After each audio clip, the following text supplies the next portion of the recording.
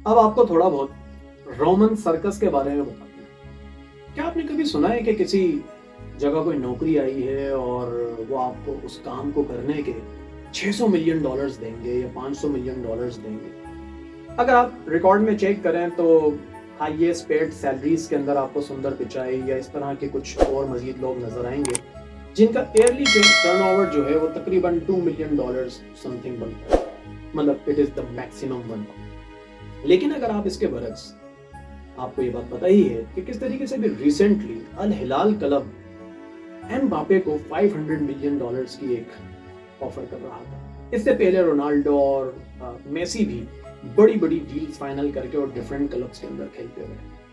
آخر یہ وجہ کیا ہے؟ یہاں اس کو سمجھنے کی ضرورت ہے کہ بیسیکلی یہ کس قسم کا ٹریپ ہے۔ یہ در حقیقت آج کے دور کی کوئی بنائی ہوئی پالیسی نہیں ہے، یہ در حقیقت رومن امپائرز کی ایک پالیسی ہے جس کو وہ رومن سرکس کا نام دیتے تھے۔ جب ان کے پولیٹیشنز کسی ایک خاص مقصد کے اوپر اپنی قوم کو یہ کہہ لیجئے کہ بس ایک طرف ایک لائن میں لگانا چاہتے تھے تو انہوں نے کولوزیمز بنائے، اور کولوزیمز بنانے کے بعد وہاں پر وہ گلیڈیٹرز کو جس بے دردی کے ساتھ لڑواتے تھے وہ ساری تاریخ آپ نے بھی یقیناً سنی اور پڑھی ہوگی۔ لیکن وہاں انہوں نے ایک کام اور کیا کہ ان گلیڈیٹرز کی موت کو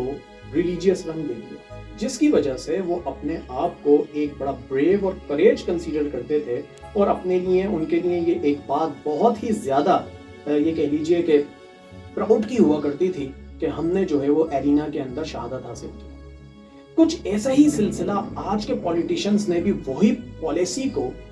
آج اوورلیپ کیا، اور آج کیا ہوتا ہے کہ آپ کو نظر آتا ہے کہ اس قسم کے جتنے بھی پروفیشنز ہیں جس میں اسپورٹس شامل ہے، جس میں آپ کی انٹرٹینمنٹ کے دوسرے اور بہت سارے پروفیشنز انوالو ہیں، ان کو اتنا زیادہ ہائیلی پیڈ بنا دیا ہے کہ آج کا نوجوان ایک فلاسفر بننے کے بجائے ان پروفیشنز کو جوائن کرنے کو زیادہ بہتر سمجھتا ہے۔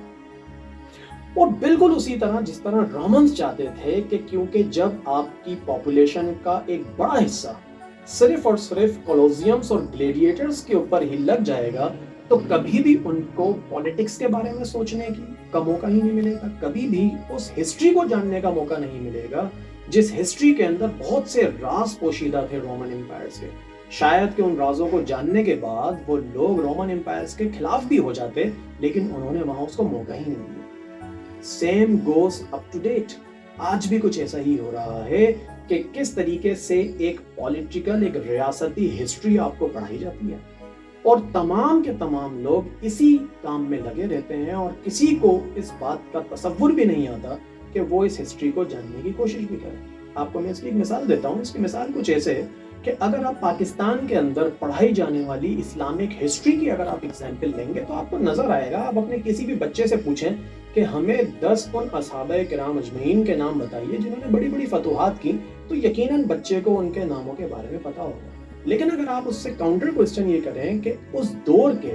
بڑے بڑے مجدد علماء کرام، وہ لوگ کہ جنہوں نے احادیث کا کمپائلیشن کیا، وہ لوگ کہ جنہوں نے وحی کو لکھنے کا کام سر انجام دیا، آپ ان میں سے کسی 10 لوگوں کے نام بتا دیجئے تو موسٹلی لوگوں کو ان کے نام نہیں پتا ہوتے ہیں۔ یہ کس طریقے سے ایک مخصوص قسم کی ٹائم لائن آپ کو پڑھائی گئی تاکہ لوگوں کو یہ لگنے لگے کہ جو بہت زیادہ ریوارڈ لینے والے شخص تھے وہ وہی تھے کہ جنہوں نے جنگوں میں اسلام کا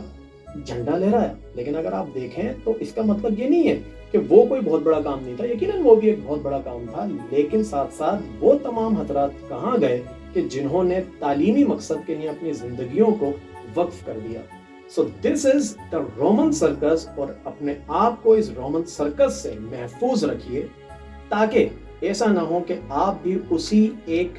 پالیسی کا ایک پارٹ بن جائیں کہ کس طریقے سے آپ کے پولیٹیکل لیڈرز، آپ وہ پولیٹیکل ٹرموائل آپ کو سچ جاننے سے دور رکھنا چاہتا ہے تو یقیناً فٹ بال بھی کھیلیے، کرکٹ بھی کھیلیے، کچھ اور انٹرٹینمنٹ بھی کیجیے، لیکن ساتھ ساتھ یہ بھی جانیے کہ آپ کی ہسٹری کی سچائی ہے کیا۔